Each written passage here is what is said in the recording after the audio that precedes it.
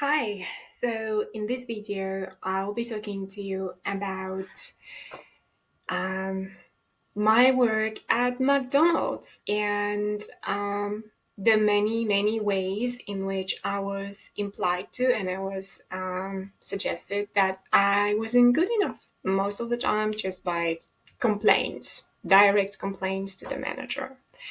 So if you have experienced something similar and if you have experienced something similar, or if you know someone who has been experiencing a similar thing, if you want to know how I was discovering witchcraft at work, then this video is for you. And during that time when I was working at McDonald's, I was also handling the court case for placement in a psychiatric hospital. So here's the thing, before I found the job and when I found the job at McDonald's, I was still looking for something else, and I was promised by a herbal shop to get a job, actually to get the interview, and I was told yes on the phone, and then nothing happened. Nobody called me. I was told by Miss Marisha Yastrom on the phone that she would like to work with me because that was the very first person who gave me the job of an English teacher. So we discussed that with the new semester in 2 months she could find some hours for me, but she never called me back. And then I even went to the kebab and I asked for a job. And the manager told me a beautiful tale about becoming a manager, and he showed me some other place of his where he had his cameras installed and he could supervise that place all the time. But he never called me. And finally, in a secondhand shop that was actually a chain of a lot of secondhand shops in Poland, I was recruited for a manager. And I was supposed to come for my very first day, trial day, and I changed because of that. I reduced the number of working hours at McDonald's because of that job offer. And then the man never called me. I also started to work with a language school online, and I was trained for 5 days, and for the training nobody paid us, and I was promised even 40 hours if only I wanted to have that many hours. And then for 2 months I had not even 1 hour from them. So I was planning to get back to some other language school I worked with, and when I had the phone call and I had my yes, then I received the 1 hour proposal, one lesson proposal from the new school. So I thanked them. Yeah. So when it comes to working at McDonald's, it's not really complicated. You just have to be fast. And I have to tell you that my very first day, I was told that everything was wrong. I mean, I was just packing the fries into packaging, and I was told that I packed too many or not enough, and too many and not enough. Um, yeah. Or, people would get angry with me for the fact that fries were still frying. And that's not something that is only up to me, right? Um, okay, so then you work on other places and you're told to fry some meat, and you're told so quietly that you didn't hear it. If you didn't hear it and you didn't fry it, then they're very angry with you because then everybody else is waiting. Um, and when the new employee would show up on the other hand, on the other side of the work, when the new employee would employ me, I'm sorry, when the new employee would replace me, then that person wasn't given any orders. And actually, it was actually shown on purpose that ladies who would ask me to do seven things at once, all of a sudden could walk on the other side and bring some cheese, bring some salad, bring some more tomatoes, or even cat tomatoes if they needed to. So I was asked repeatedly to do those things, and I was asked to say what I put to fry, and I was asked all the time in how many minutes this and this and this type of meat was coming out, and I was asked to bring some packaging, and I was asked to cut tomatoes and put the stickers on. And there was a moment when we really had no stickers, and we had to even write down the stickers. So it was all really, depending how many things you had to do very, very quickly, but you had to also supply your own meat sometimes. So if somebody asks you to fry meat and you have to go and get the meat because there is no meat in the fridge, then that takes time. So I was trying to do all of that, all of the things I was asked about. And then I saw new employees, because we had a great rotation, who actually were asked once, and if they didn't do the thing they were asked for, then the girls wouldn't comment on that, they wouldn't complain, they wouldn't go to the manager, they wouldn't yell, they would just do it themselves. So it's like, um, and of course with meat there was also this double communication that you can fry more meat, you can't fry more meat. So the person who was, the new employee could fry more meat and nobody would get angry with them. So whereas I had to, um, I experienced a few complaints for extra sandwich. When I was giving away meals, then I was told that I didn't give away a sandwich to somebody's order. Somebody ordered a sandwich, a hamburger, and I didn't give them the hamburger, which can be something that I either have forgotten, either somebody else who was giving away orders didn't do that, either the people who were putting the sandwiches together didn't, they made too many sandwiches, because that happens to us too when I worked there.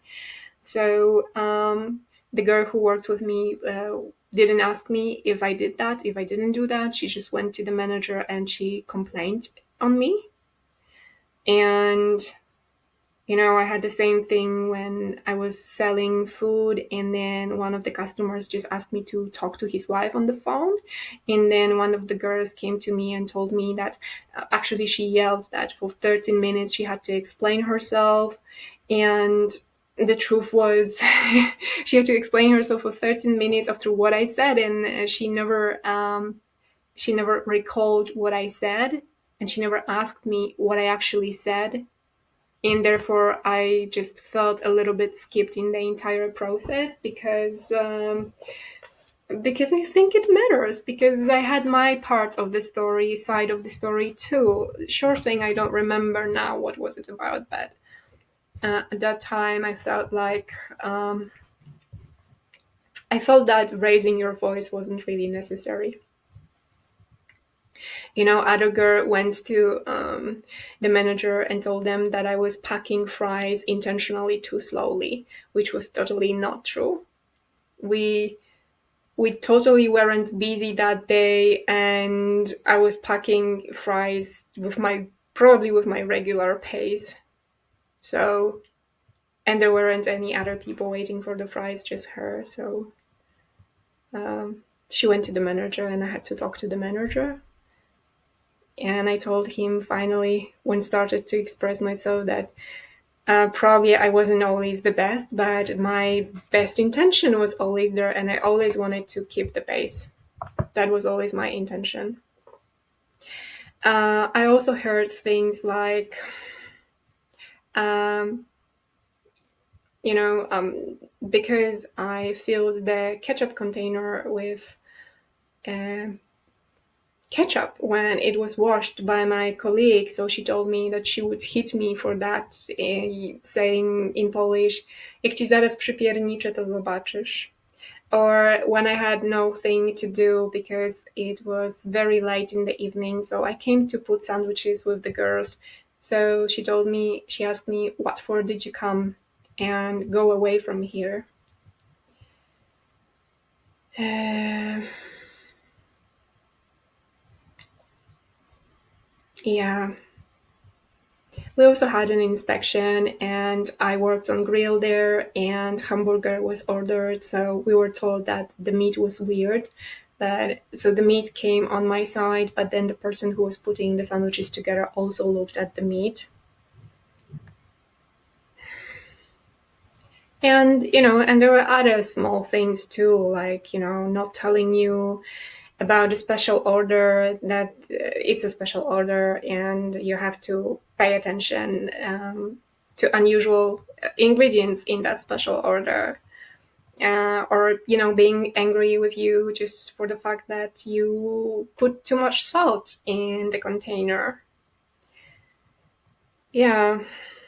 um, so in that job, obviously there were also references to my life and to my writings. Especially at that time, I was writing my book for children, the first colony of sheep on the planet Mars. So yeah, I wrote about animals not being able to express themselves easily, so the customers started to change the names of food, and having difficulties with pronunciation.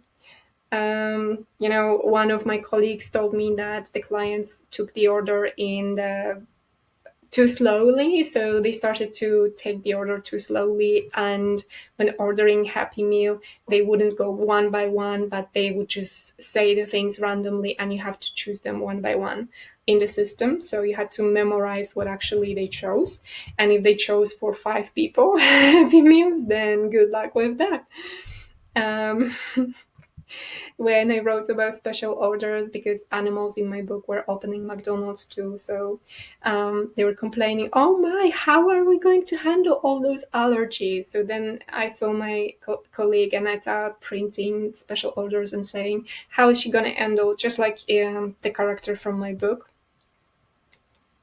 There were other references like frying containers. They made this special sound. So my friend would say that, oh, turn it off because you'll get some schizophrenia here. So that's a direct reference to the psychiatrist's opinion that she wrote on me. I was asked by a client, I was told by the client, oh, there are cameras here, so you can't even pick your nose. And then in the next card, you could see a child who was picking its nose. So I wrote a lot about picking my nose, and I wrote a lot about that aspect entering my intimate life. Um,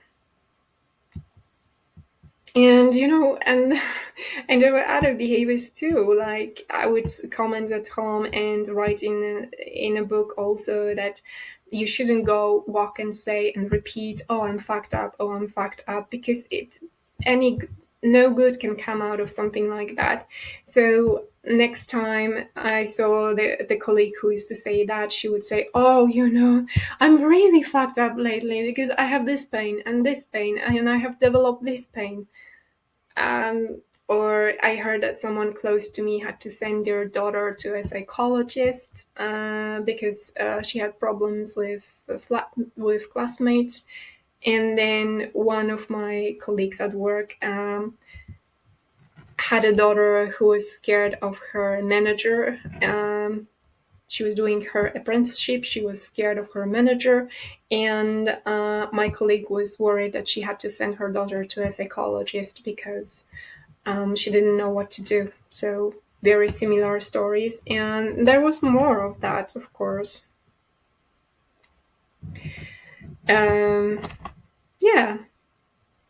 So if you are curious about about the repetitions in our lives, if you're curious about our circles in our lives and how to break those circles, and if you're curious about the way the system is organized and built, and if you want to learn more about covert hypnosis, symbolism, gypsy magic, Jewish people, then please drop me a line at lkinga788 at gmail.com, lkinga788 at gmail.com, to get a free PDF of my book Piglet. And if you're curious and if you want to buy my course Amelia, it's a course about the victims of sexual abuse. If you want to learn more about mind control, mind games, manipulation,